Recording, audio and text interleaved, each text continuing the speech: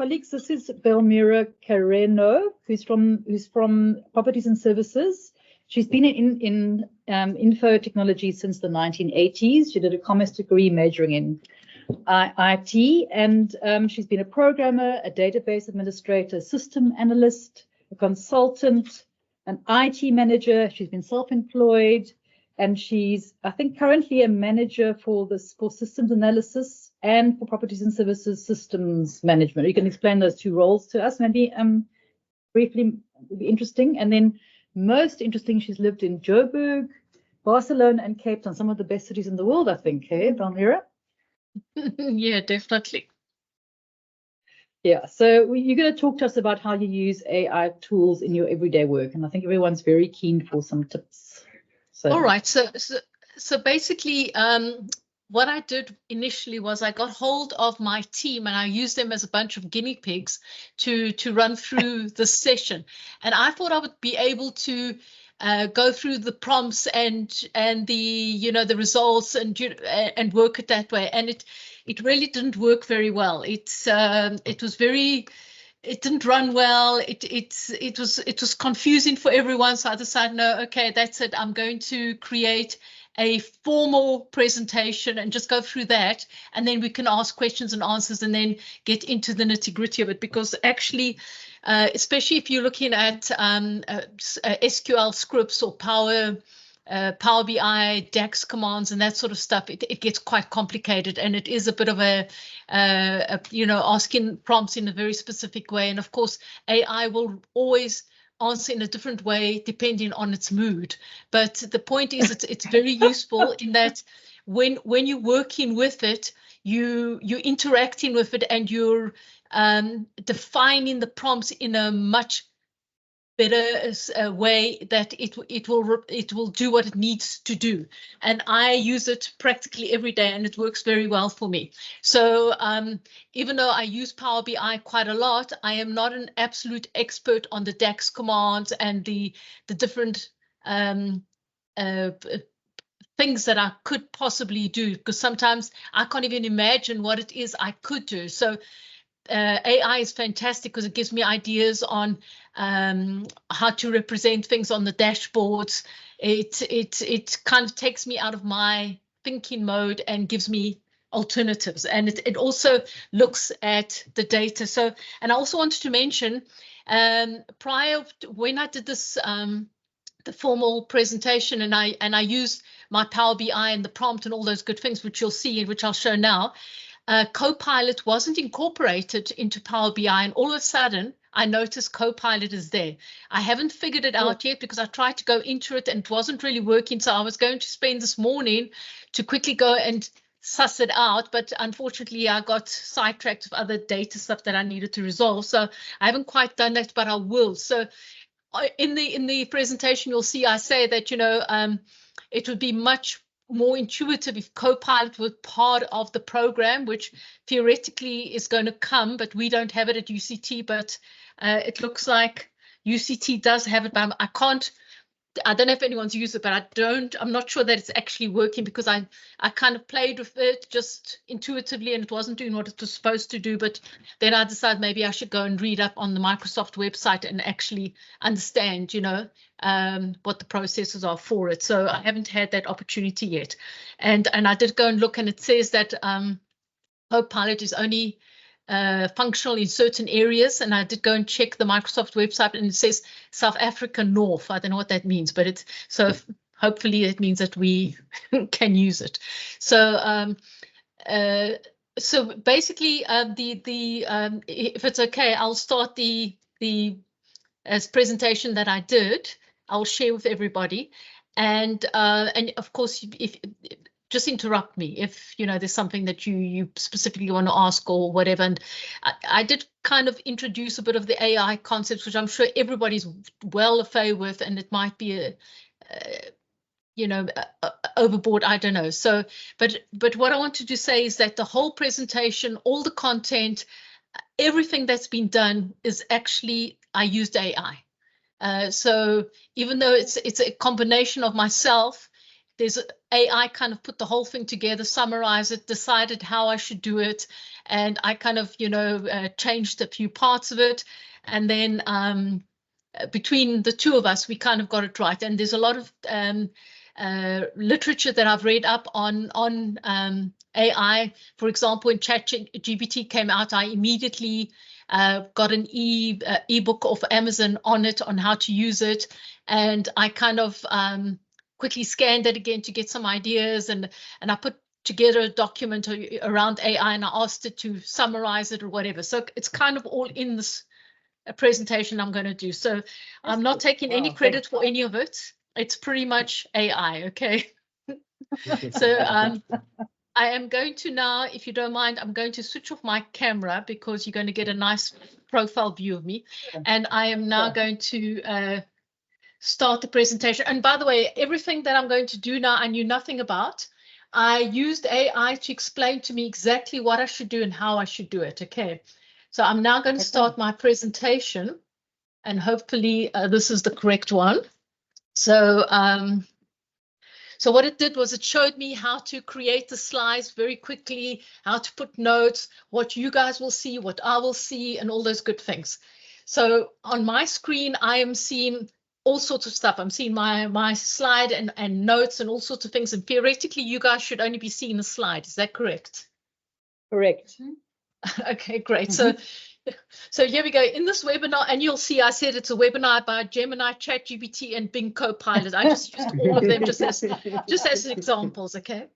And then I said, in this webinar, we'll explore the world of AI and how it can be utilized. We'll delve into the core concepts of AI, examine how it can provide intelligent assistance and enable you to achieve more in less time. By the end of this session, you will walk away with some understanding of AI's capabilities and practical tips to integrate it into your daily routine. I created these slides with the help of AI. I compiled AI reading material from various sources and asked AI to summarize it in a short, concise way, as well as create a slide presentation from the summarization. From the suggestions and my own perspective, this presentation was created. AI's rapidly evolving field of potential to transform various aspects of our lives. At its core, AI is creating intelligent machines capable of mimicking human cognitive abilities, such as learning, reasoning, and problem solving.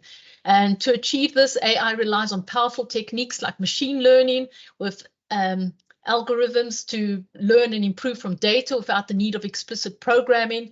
Additionally, natural language processing, the NLP, plays a crucial role in enabling computers to understand and process human language, paving the way for natural and intuitive interactions with AI systems. Generative AI is a type of artificial intelligence technology that broadly describes machine learning systems capable of generating text, images, code, and other types of content, often in response to a prompt entered by the user. One of the most compelling benefits of AI is the ability to automate repetitive tasks that can consume valuable time and energy. I have not included any examples of automating work in my presentation, but it's definitely a great time saver. And if you're performing repetitive tasks, examples will be scheduling meetings or generating, summarizing reports, managing emails, being handled seamlessly by AI. Also, it allows you to focus on more strategic and creative endeavors.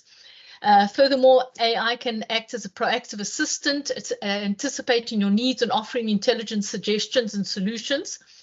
This personalized support can significantly streamline your workflow and reduce the mental strain associated with juggling multiple tasks.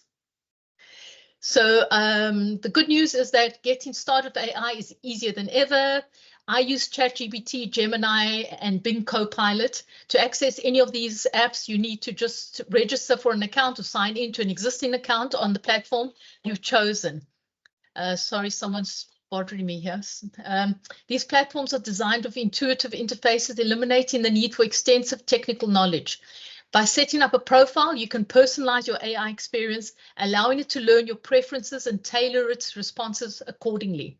Additionally, most AI platforms offer customization options, empowering you to configure the system to suit your specific workflows and maximize its effectiveness. Like any tool, it's important to first assess what AI can do for you, review the training, examine the settings, and look at sample prompts. You can even ask AI what you should ask it to do. It'll give you suggestions. Invest in a small amount of time upfront to learn the power of AI will pay in the long term.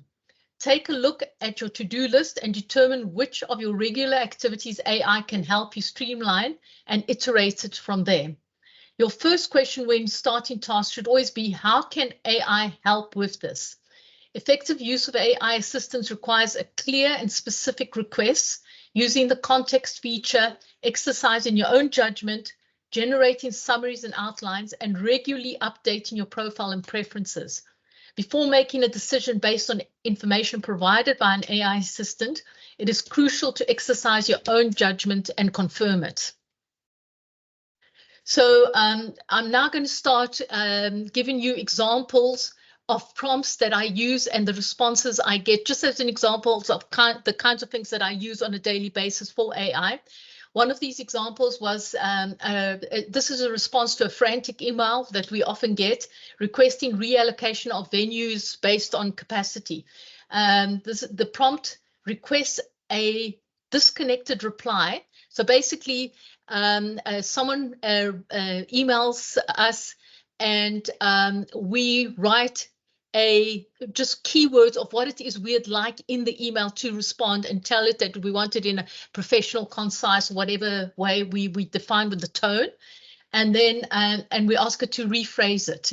And what it does is it comes back with its own suggestion, and which of course we then copy or edit and email it out. And the great thing about using AI for this sort of interaction is that it is detached from any emotions. It phrases words and puts things into context in a very clear, concise way, and it makes it doesn't allow for further emotional bantering or anything of that sort. It's just very clear, concise, to the point, and makes the communication much easier. And what I have done is, because I don't really deal with the emails on that level every day, and I normally get called in when things are escalating. So I have taught my team on how to use AI. Initially, they used to do it together with me, but now they've got the knack of it.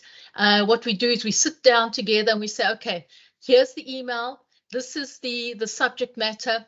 This is the problem we're trying to resolve. This is the emotions we're feeling, but we're not wanting to portray any of that. Basically, we just want to understand what is the problem, what is the situation, and how could it be resolved. And we put it in certain words, and then we ask AI to help us, and we tell AI exactly what is the tone we want and what sort of response do we want back. And generally, it gives us a brilliant response that we then either edit or change, whatever, and send out. And another thing we never do, and I never do, is we never use any personal reference, any reference to any person's names, anything specific to the institution. We don't want to, because we're not sure of what AI is doing with all our data, because obviously it's using our information to build on itself. We try and keep it as generic as possible.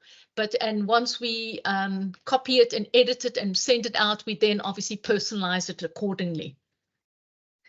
This one here is a translation from, I wanted to translate from English into Portuguese, and the translation option, of course, you can also use this to communicate when traveling and you don't know how to speak the native language of any country that you're using. I use this on a personal basis. As you can see, I'm wanting it to translate some Portuguese, something I want to say to my dad in Portuguese, and it happily goes and it translates it. And the translation is absolutely perfect because I obviously understand Portuguese very well, but I never really studied in it. So to write it is a lot more difficult. And on a personal note, the reason I've used this example is that my dad is 95 years old and he has hearing issues. So he can't hear you when you're speaking to him, and it's very difficult to communicate, but his eyesight is fantastic and his mental abilities is brilliant. So what I do is, if I've got an iPad with me or my iPhone, I just happily ask AI. I normally use Gemini for this. I ask it, what is it, what is the sentence of whatever it is I want to communicate. It automatically puts it into the Portuguese. I show it to my dad, he reads it, and then he replies to me in Portuguese. And then, of course, I then go and do some next translation, and that way we can communicate. Otherwise, it's a one-way communication, and there's no ways of communicating with him, and it's not conducive to discussion. So the poor guy just sits there and does not communicate with anyone. This now is an example of requesting technical help from AI.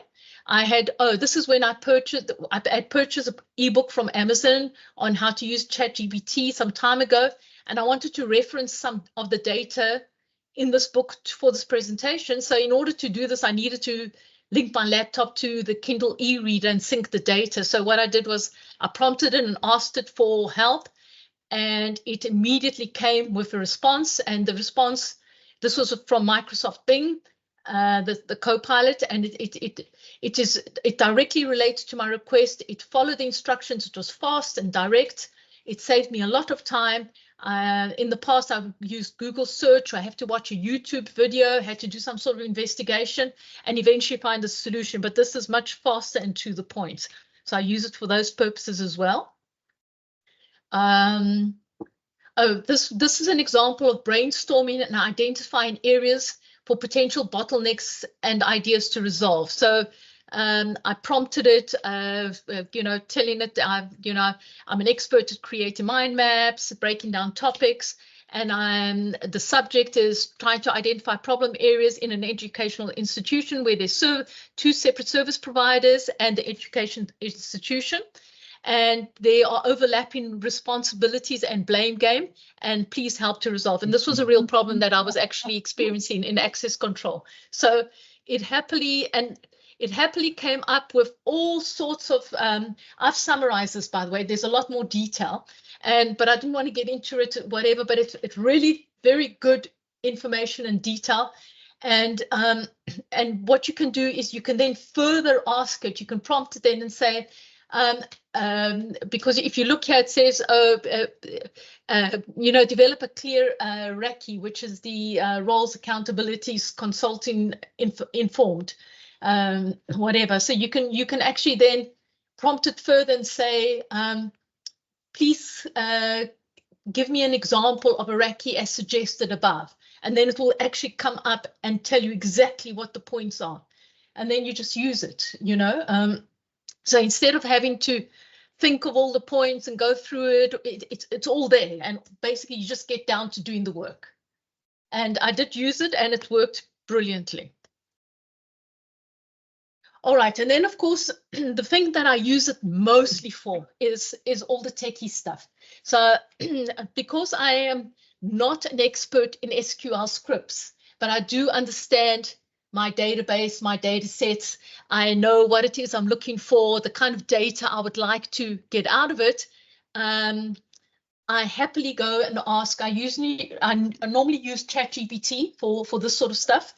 And I will then go and ask it for something. And you'll see this prompt, it identifies exactly my data sets, the names, the fields.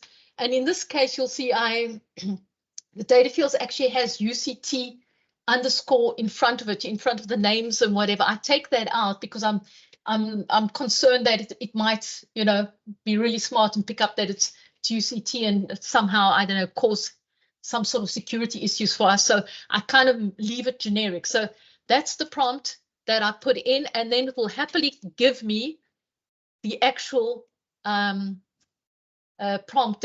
what the command would be. And then, of course, I happily copy it, edit it to include the UCT underscore, and that's the example. I took a screenshot from my SQL app that I use, and I put it in, and it automatically went and ran the script. And this particular script is identifying from my access control database. I am identifying people who actually got access cards but were never registered at UCT, because we did pick that up when we were running our first year reception. So you'll see there are 10 students coming up. So that's just one example, and of course I use it a lot.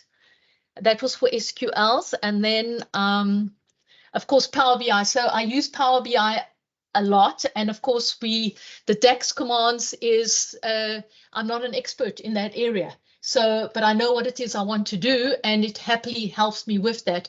And also it also helps with if I other ways, instead of doing a DAX command, which is perhaps adding a column or creating a different file. Of course you can create tables, do whatever. So this was a lot of interaction between myself and ChatGPT, and we kind of got to this prompt that resolved my particular problem. And what my particular problem was, this is about venues and course. So it's course enrollments, the total number of people that are enrolled in a course, the number of venues that they have got for this particular course, the enrolled numbers in each class from all the students, and it matches the actual enrollments for the full class, the individual classes, and of course it compares it to what venue size it has, and it gives us a really cool graph on that distribution, because we have a lot of issues on the ground where people say they do not have big enough venues, but what's happening is the classes could be split, they could be on different sessions, and obviously students or they enrolled as students not as per what they requested initially for the class breakdown. So you'll find a lot of students are going to certain lectures that obviously they weren't enrolled for, or maybe the lecture is much better than the other session, or whatever the circumstance is. And of course it causes a huge problem on the ground, because it looks like the venues are too small, but in fact they have a lot of seating for their classes, but not with what they've seen on the ground. So what I do is I create a cute graph. So this basically was that prompt. It created a table, and that was the command that I happily copied and create and added and followed the instructions that it gave me. And this was all AI. And then once I'd created this table, I then went and created my graph, which it suggested, and you will see it gives you the course code, and it's got the what the requested capacity was, the total number, the venues that is being given to them, the number of seats in all the venues added together, the total enrollments, the actual enrollments, and of course the financial aid counts, and it compares it, and it's a very nice way. And of course we then we can also go and filter it and see, for each faculty or whatever, we can drill down and see immediately where the discrepancy is or whatever. So that's just an example of my Power BI that I use, and I use it a lot. And then of course I did write here that Copilot is available within Power BI, because I knew that, but at this time I said it wasn't available at UCT, but I can't say it anymore because I've seen it pop up. It's not shown here, but on the new Power BI, because I was using it this morning, Copilot is on there, but I haven't figured out how to use it yet. So what else is there? Okay, that's kind of the gist of it. And then, of course, I just wanted to mention as well, in LinkedIn Learning, there's an AI-powered coaching. So this is an example of the screen. You can type in, it comes up, and you can ask it whatever. And I basically said, please list me AI courses that will help me with my day-to-day activities. And then it happily comes back with a list of suggested courses. But of course, you can be a lot, because I've actually done a lot of other courses on AI and all sorts of things in LinkedIn, and it hasn't come up with those options. So you need to be very clear on your prompts, or dig a bit deeper. So that's kind of the gist of it. So I just kind of said that, it's very transformative, the opportunity to enhance productivity by, by automating tasks and using it and all those good things. And I wanted to say, to remember that AI is a tool designed to empower you, not replace. It's obviously here to stay and will only grow and speed up over time. It is quickly invading part of our lives, from perhaps automating our jobs and influencing judgments, endangering our ethics and privacy, and perhaps unfairly competing against our institution. I'm not qualified in any of those areas to comment, but we do have choices. We can do nothing, or we can decide to use AI as a tool and benefit for our own personal or professional life. And that's it. And there's questions. So I'm now going to stop my presentation. Thank you, Palmyra. Thank you. Wow, some interesting uses there. I'm sure there's some questions from the team. I've got one right away, that is about, can you talk about you talked about at least 3 of the tools, Gemini, Copilot, and ChatGPT, and which ones do you? It sounds like you use them for different things, and I'm very interested in how you make those choices. Well, I kind of use them interchangeably. I have my technical preference tends to be the ChatGPT. It seems to be more precise for some reason, even though it's a little outdated, so it wouldn't have all the latest commands. So when I find that it's not helping me, I then go to Gemini, or I go to the Microsoft Edge Copilot, which theoretically should be using the same kind of technology anyway. So I like Gemini for translations. It seems to manage to do that really well. And I know that because of the Portuguese, because of my dad. And I do notice that it really does respond in a Portuguese way. It's not direct translations. It's actually translating it the way it should. So when I read it, it's exactly as I would speak it. It's not, it's not one-to-one. So that's pretty advanced. So I really like that. And to be fair, I can't even tell you which one's better or which one's not. I just use them interchangeably and get whatever it is I want. So I do know that my son uses the GPT-4, the paid version, that he actually, even though he's working as a consultant, he's paid for it on his personal for himself, because he says it's really useful. And I know he deals with a lot of data. He's a lot better than I am, say, for example, in Power BI. In fact, one of my, he was here in February, and I had a really complicated Power BI idea that I wanted to resolve. And it was about space and all sorts of wonderful things. And I wanted to do it in a specific way, but have it all automated. And I kind of debated it with him. He's really good at it, and he gave me some ideas, but it wasn't quite there. So between him, myself, and AI, and that was ChatGPT, we actually got it perfectly working. So that was really cool. Thanks, Palmyra. Yeah. I think Stephen's got a hand up here. Hi, Palmyra. Hi, awesome.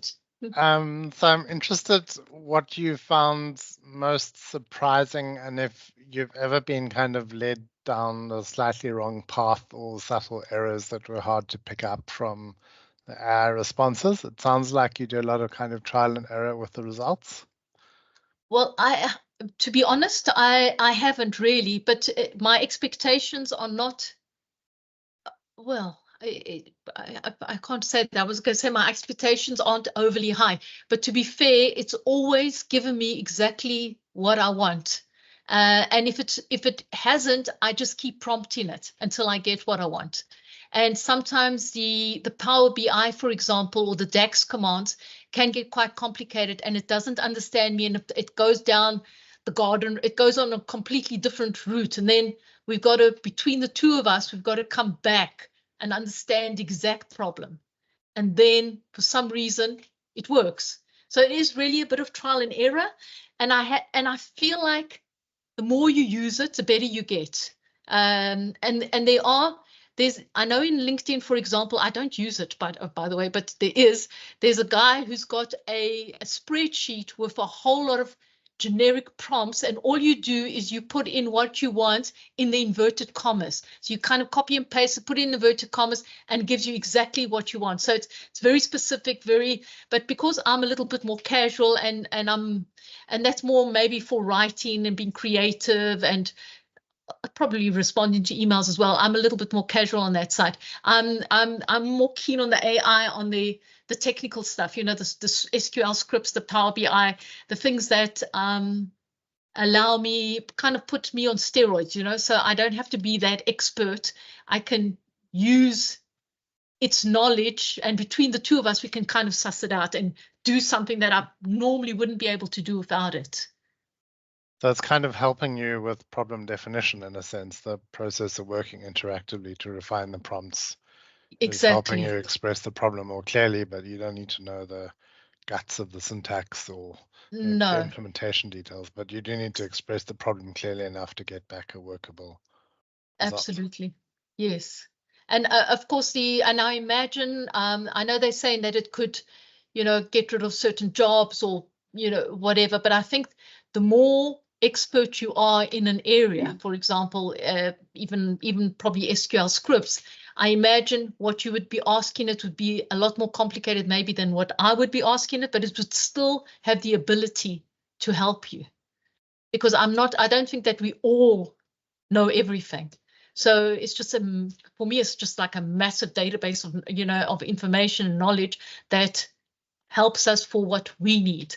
We don't even know what we need until we need it. You know what I'm saying? So, thanks. Yeah. And Noelle? Hi, Balmara. I pass it. The disruptors.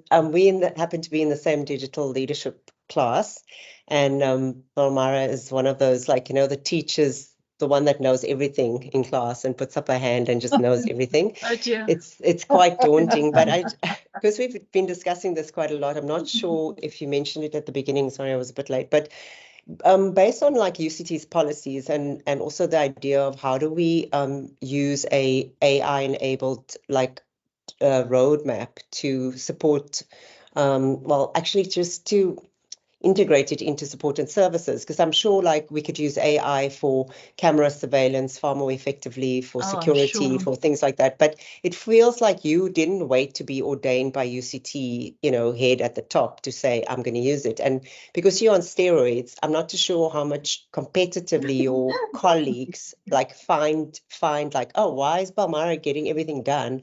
And because you're spending a lot more time on implementation rather than trying to figure out something, you're maximizing it. So on two levels of the question, how do you think we can roll this out for support services? Because I think it's being left behind. We're doing it for teaching and learning, discussing with assessments.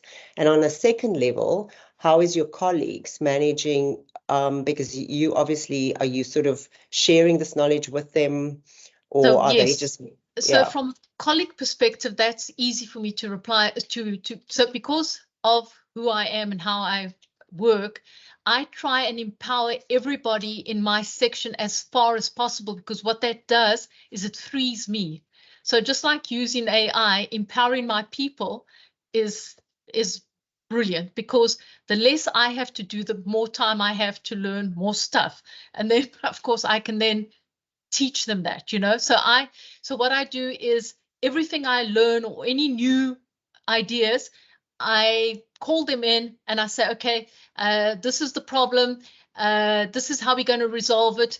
Let's go into AI. Now I need you, and I make them do the prompts. I make them do the thinking, and then I say, okay, maybe not. Let's try this. Let's whatever. And they kind of, it becomes intuitive to them as well. So that's kind of how I do it with my team. Now, the first question you asked me was about, remind me. It was because you mentioned something around how you made sure you didn't put details into the AI, because you in terms of UCT's policy. So you didn't wait for the top-down approach, right? No, but because I'm not even thinking about UCT policy. All I'm thinking about is, because I'm not a guru in this area and I'm not an expert, I'm just using the tool. I'm afraid that whatever I'm feeding it could be used for another purpose that I don't even understand. So I I make it a rule that we never use any titles, people's names, institution names, everything's generic. So if I'm writing an email or replying to something or service providers, I'll use ABC or XYZ or whatever it is. And then I convert it when I actually do the message. It's just kind of something I do, and I've made sure that my guys do exactly the same.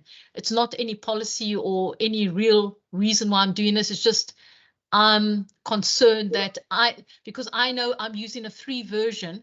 We're not using a UCT cloud, that it's secured. And of course I'm concerned that I'm not, divulging or doing anything that would be bad.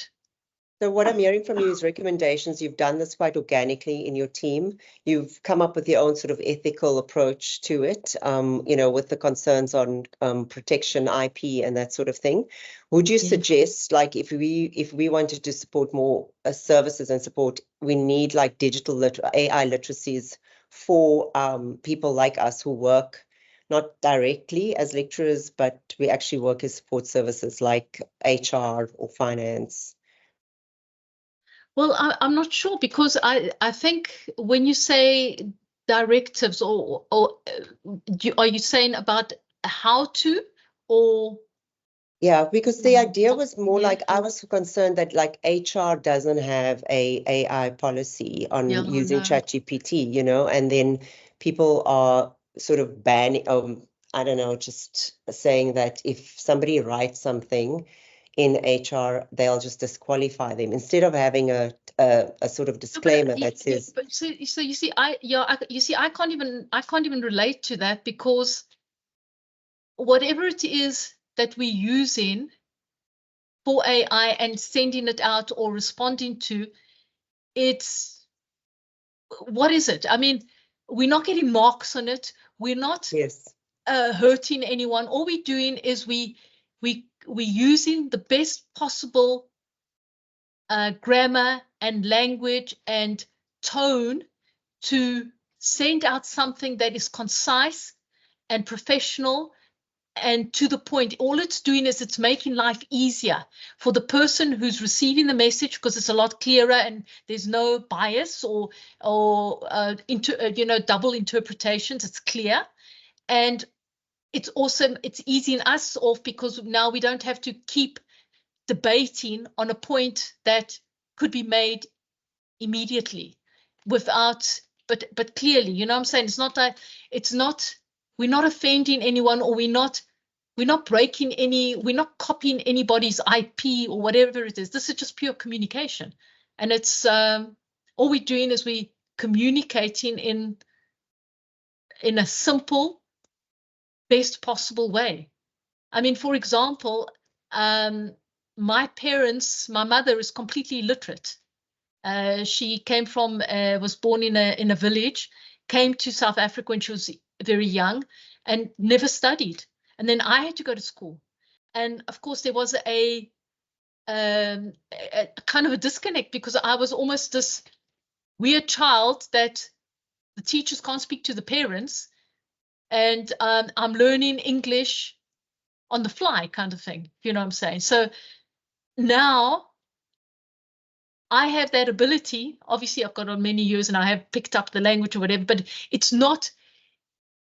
I'm not totally au fait as maybe someone else would be in the language. But now I have this opportunity to liaise with the tool, and it gives me that kind of response that puts me on par with someone who's very, very fluent. And what's wrong with that? I don't see a problem. And what it's doing is also helping me get better in expressing myself, and my prompts become better. Everything becomes better. Everyone benefits. I don't see the problem. Thanks. I'm not getting extra points for, using a tool. And your dad understands you, and he loves the fact that he can. Oh, my dad, this is fantastic. Yeah. I mean, the guy can't hear. And it's shame. It's terrible, because we're speaking and he's just repeating himself because he can't hear anything. But the minute you show it to him and he reads it, he's in the conversation, and it's fantastic. Yeah. Thanks. The next question is Ilyas, I think. Go ahead, Thanks. Elias. Thanks. Hi, Valmira. Amazing presentation. Hi, And hi. it's very informative. I have a Thanks. question for you. I share the same sentiment about the use of AI and its ability to increase productivity as well as creativity in some senses. But I have a question about how did you manage to address hesitancy or skepticalness in your team about adopting AI tools, and like how would you suggest building trust and encouraging adoption within support teams to use these tools? Okay, so for me, what I did was I never had to even do that. Basically, all I did was, here we are. Yes, this is a problem. They get an irate email, for example, and they don't know how to respond to it. So I will say to them, okay, this is great. Look, this is a great AI tool. Let me show you what we do. Here's an example of what the prompt is. And then I'll ask them, okay, what is it that you are feeling? What is it that you would like to address? What is the result? And they kind of talk about it. We discuss it, and I'll say, okay, right. Now how would we use that in a prompt in AI? And I'll do it with them. And then they see the result, and they completely bought into it immediately, and they just love it. I haven't had any resistance or problem, and they are actually using it. So I do know that when I used my bigger team as a guinea pig, which are the people that don't report directly to me but are part of the technology services team, they were quite hesitant and they were concerned. Their first question was about young children. Should there not be an age limit or something to access AI? And I'm like, no, I think that's a terrible idea. But they thinking that if children are using the tool, that they will be disadvantaged because they won't, maybe miss out on basics training or whatever it is. And I said, I don't see that as an issue at all, because basically children will just learn how to use the tool for whatever purpose, because it cannot replace teaching and learning. Or I know one of the team members there, her son is purely online, and they have to do assessments, I believe, online. And I kind of explained, even though it's all, I believe, monitored and they can't cheat or whatever it is, I said to them, the child would have to be extremely smart to be able to use the right prompt in very limited time to be able to answer whatever those questions are. I don't see it as a problem. I'll be quite honest, because I don't think anyone, even myself who plays with it all the time, I don't think I'd be that fast to be able to write an exam within a certain period of time to answer all the questions.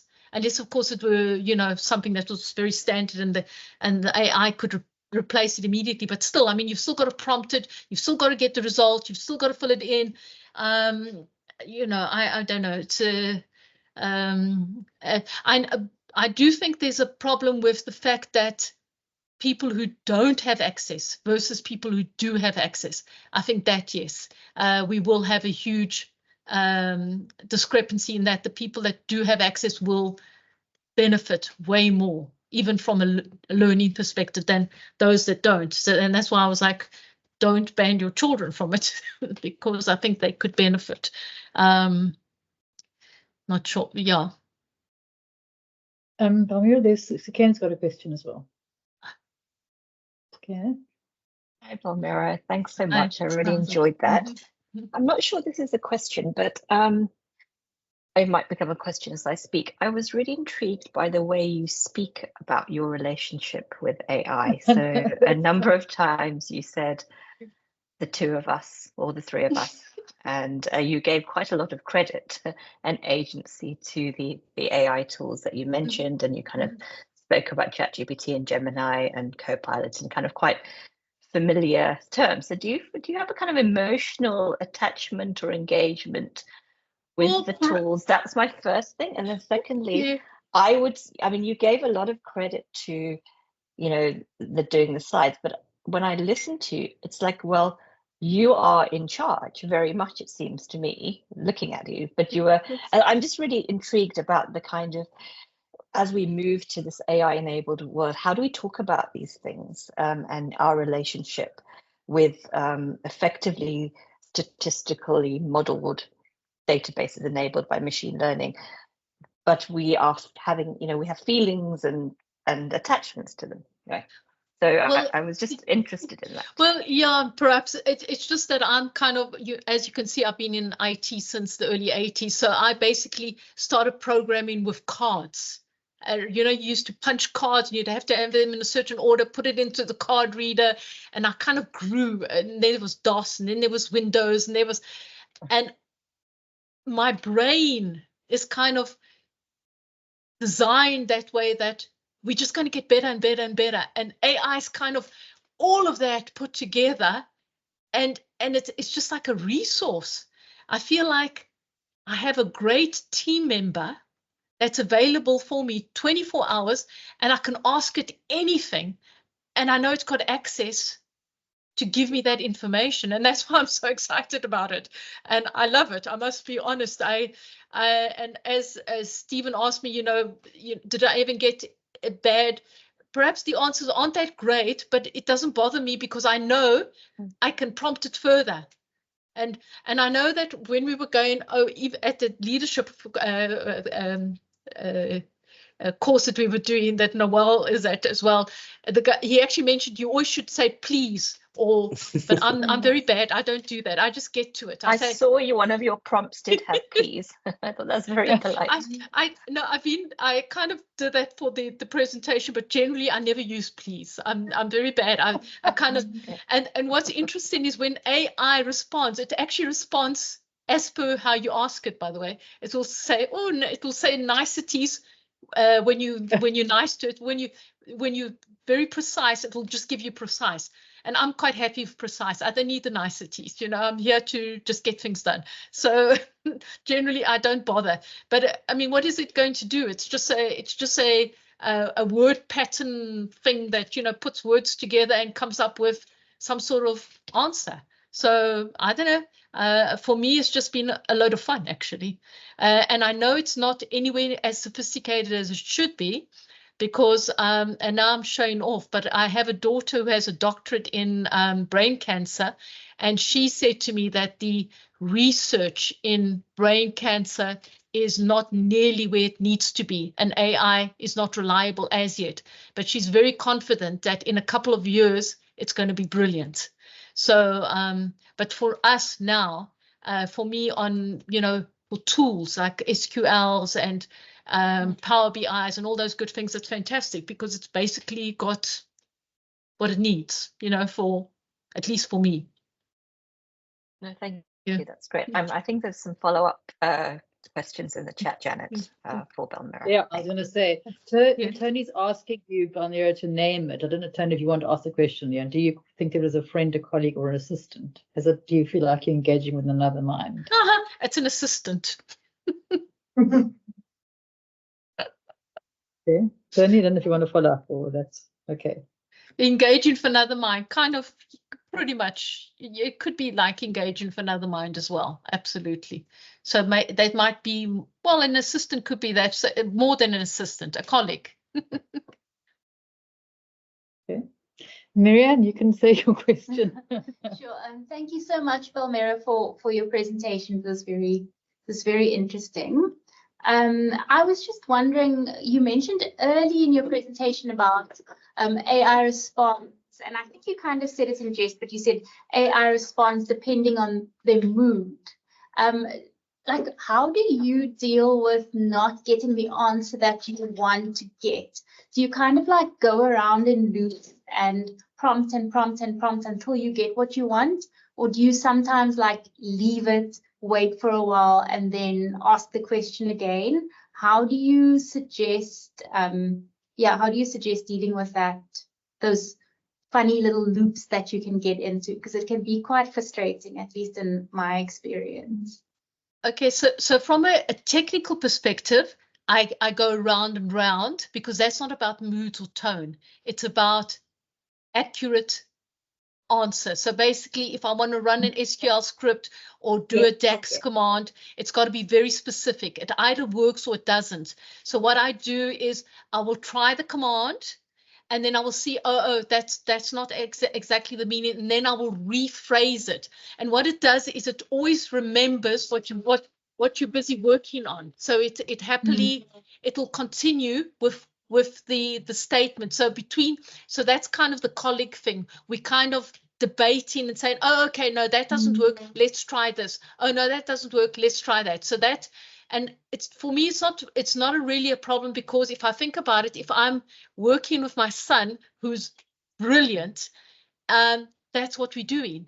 We're saying, I'm saying, this is what I'm doing, and then he'll give me and I'll say, no, that's not what I want, this is what I want.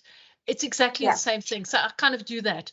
So now for the emails and the tones, that's different. What I do then, I don't go round and round. Basically, I ask it something first, and then it comes back a different sense to what I'm wanting. So what I then do is I think about it, and I sense, what is it? How is it that I wanted to respond? And then I'll put that in. I'll say, I need an emphatic response, or I need a professional response, or I need a humorous, whatever it is, and it will automatically change it to what I want. And I find that works quite well. I haven't really hassled too much about that, I must be honest. Thank you. There's quite a lot of chatter in the chat between my colleagues Daniela, Cheng Wen, and I think Shonali about interactions, tones and interactions. Come on, who wants to talk about that and chat with Palmira about that?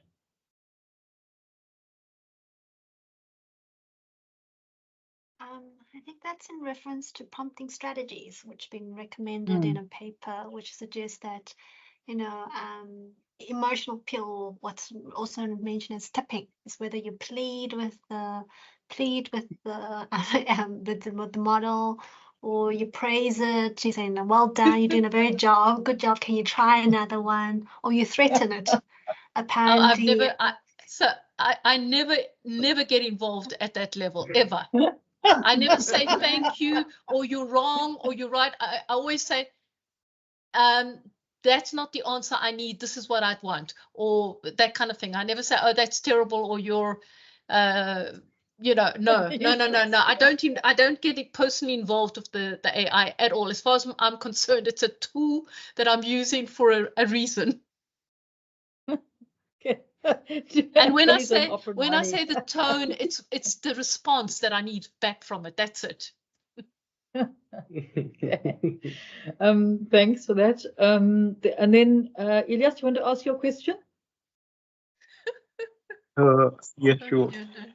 So I like that you disclose your use of the different LLMs at the start of this presentation. However, I often grapple with transparency. So would you disclose that you used ChatGPT or something like that if you were to present a chart or a PowerPoint presentation to institutional? No problem. I'm totally disclosed and transparent. Yes, because it's displaying what I needed to display, and this is how I did it. If it came from my own brain or from an AI assisted, what difference does it make? But then what do you do in the case of emails? If you're sending an email to... Okay, no, but of course I'm not going to say, oh, this is AI.